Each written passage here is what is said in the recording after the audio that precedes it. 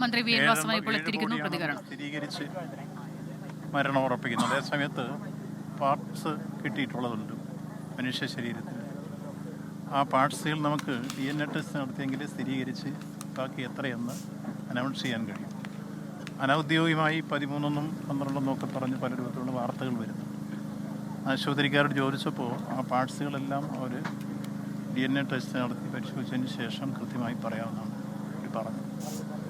ഗുരുതരമായ പരിക്കേറ്റിട്ടുള്ളവരെ ബേൺസ് ICയിലേക്ക് മാറ്റിയിട്ടുണ്ട്. ആ ബേൺസ് ICയിലുള്ളവരുടെ ചിലരുടെ നില ഗുരുതരമാണ്. അപ്പോൾ അടിയന്തര ശുശ്രൂഷ ലഭിക്കാൻ ആവശ്യമായ എല്ലാ ക്രമീകരണങ്ങളും ആശുപത്രി അധികൃതരുമായി ബന്ധപ്പെട്ട് ഇതിനോടകം തന്നെ ഏർപ്പെടുത്തി കഴിഞ്ഞിട്ടുണ്ട്. ബഹുമാനപ്പെട്ട മുഖ്യമന്ത്രിയും അതുപോലെ മറ്റ് മന്ത്രിമാരും എല്ലാം ആ കാര്യത്തിൽ ഓരോ ഡിപ്പാർട്ട്മെൻറ്റുമായി തന്നെ ഇടപെട്ടിട്ടുണ്ട്. എല്ലാ ഡിപ്പാർട്ട്മെൻറ്റുകളുടെ ഏകോപനം ഉറപ്പാക്കി കളക്ടർ തന്നെ രംഗത്തുണ്ട്. അപ്പോൾ പരിക്കേറ്റവർക്ക് അടിയന്തര ശുശ്രൂഷ നൽകുക എന്നുള്ളതാണ് നമ്മുടെ ആദ്യത്തെ ധർമ്മം. അത് കൃത്യമായി ശ്രദ്ധിക്കാൻ വേണ്ടി ഗവൺമെൻറ് എല്ലാ സംവിധാനങ്ങളും ഒരുക്കി കഴിഞ്ഞിട്ടുണ്ട്. അതേപോലെ ഈ സ്ഫോടനം ഉണ്ടായ സ്ഥലത്ത് ഇനി കൂടുതൽ പരിശോധനകൾ ശാസ്ത്രീയമായി തന്നെ നടത്തേണ്ടതുണ്ട്. പല രൂപത്തിലുള്ള പരിശോധനകൾ നടക്കേണ്ടതുണ്ട്. അതുകൊണ്ട് ആ പരിശോധനകളെല്ലാം നടക്കാൻ ആവശ്യമായ നിർദ്ദേശങ്ങളും നൽകി കഴിഞ്ഞിട്ടുണ്ട്. അപ്പോൾ കൂടുതൽ മരണങ്ങൾ ഉണ്ടാകാതിരിക്കാൻ നമുക്ക് പരിക്കേറ്റവർക്ക് ഏറ്റവും നല്ല ചികിത്സ നൽകുക എന്നുള്ളതാണ് ആദ്യത്തെ ദൗത്യം. അത് കൃത്യമായി നിർവഹിക്കാനുള്ള ഏർപ്പാടുകളാണ് ഇപ്പോൾ ഉണ്ടാക്കിയിട്ടുള്ളത്. അങ്ങേയറ്റം നിർഭാഗ്യകരമായ വേദനാജനകമായ അനുഭവങ്ങളാണ് നമുക്കുണ്ടായിട്ടുള്ളത്. മരണമടഞ്ഞവരുടെ വേർപാടിൽ ഗവൺമെൻറ്റിനുള്ള ദുഃഖവും അനുശോചനവും രേഖപ്പെടുത്തുകയാണ്. ഏറ്റവും വിഷമത്തോടും വേദനയോടും കൂടിയാണ് നമ്മളെല്ലാം വാർത്ത ശ്രമിച്ചിട്ടുള്ളത്. കൂടുതൽ മരണം ഉണ്ടാവാതിരിക്കട്ടെ എന്ന് നമ്മൾ ആഗ്രഹിക്കുന്നു. അതുകൊണ്ടാണ് യുദ്ധകാലാടിസ്ഥാനത്തിൽ ഈ ദുരിതാശ്വാസ പ്രവർത്തനങ്ങളിൽ ഗവൺമെൻറ് എല്ലാ മിഷണറികളും ഏർപ്പെട്ട് കഴിഞ്ഞിരിക്കുന്നത്. പ്രത്യേകിച്ചും ആതുര സേവന രംഗത്താണ് ആദ്യത്തെ പരിഗണനയെല്ലാം വേണ്ടത്. അതാണ് ആദ്യഘട്ടത്തിൽ ശ്രദ്ധിച്ചിട്ടുള്ളത്. ഇപ്പോൾ പാർട്സുകളായിട്ട് വന്നിട്ടുള്ള ബോഡി കൃത്യമായി മൊബൈൽ മോർച്ചറിലേക്ക് മാറ്റാനുള്ള ഏർപ്പാടുകൾ ചെയ്തും കഴിഞ്ഞിട്ടുണ്ട്.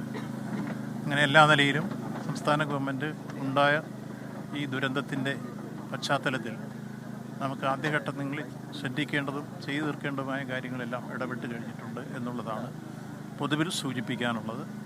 മറ്റു കാര്യങ്ങളെല്ലാം നമുക്ക് തുടർന്നുള്ള പരിശോധനയിൽ കിട്ടുന്ന വിവരങ്ങളുടെ അടിസ്ഥാനത്തിൽ തുടർ നടപടികൾ സ്വീകരിക്കാൻ ആവശ്യമായ നീക്കങ്ങളുണ്ടാവും എന്ന് ഈ സന്ദർഭത്തിൽ സൂചിപ്പിക്കാം.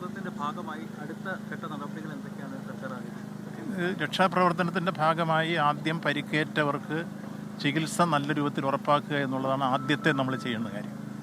രണ്ടാമത്തെ കാര്യം ഈ ദുരന്തം എങ്ങനെ ഉണ്ടായി എന്നുള്ളത് സംബന്ധിച്ച് പരിശോധിച്ച് ഭാവിയിൽ ഉണ്ടാവാതിരിക്കാൻ ആവശ്യമായ ക്രമീകരണം ഉണ്ടാക്കുക.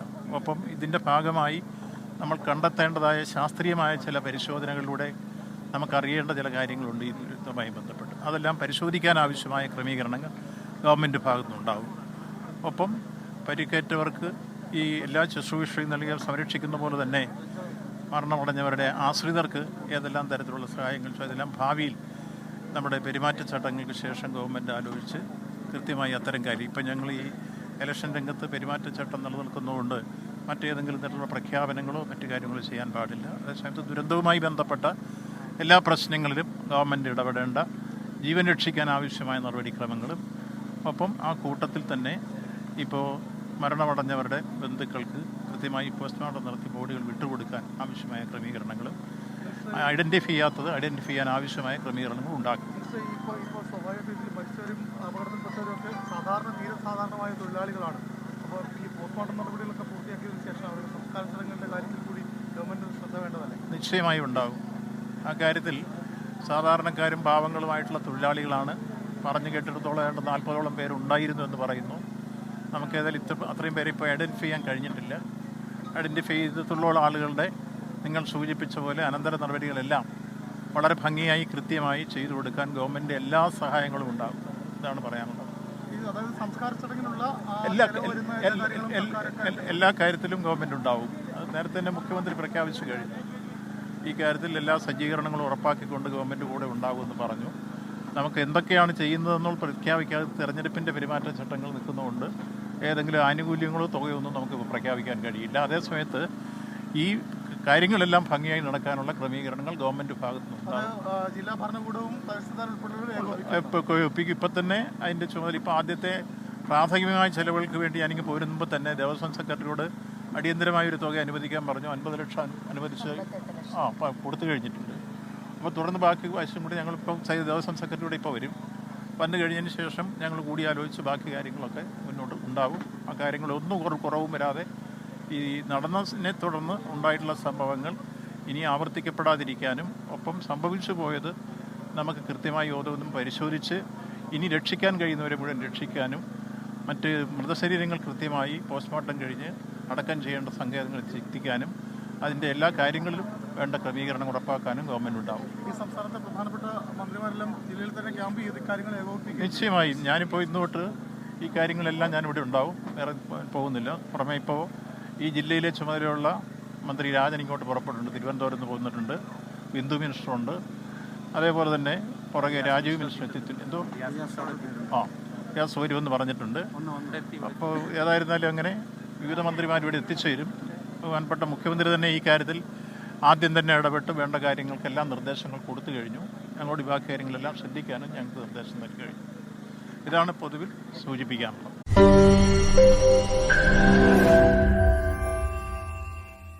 ലോകത്തെവിടെയായാലും ഏത് സമയത്തും 24 വാർത്തകളും ഓഗ്മെന്റഡ് റിയാലിറ്റി പാക്കേജുകളും എക്സ്പ്ലെയിനറുകളും വിശദമായി കാണാൻ ഞങ്ങളുടെ യൂട്യൂബ് ചാനൽ നിങ്ങൾക്ക് സബ്സ്ക്രൈബ് ചെയ്യാം.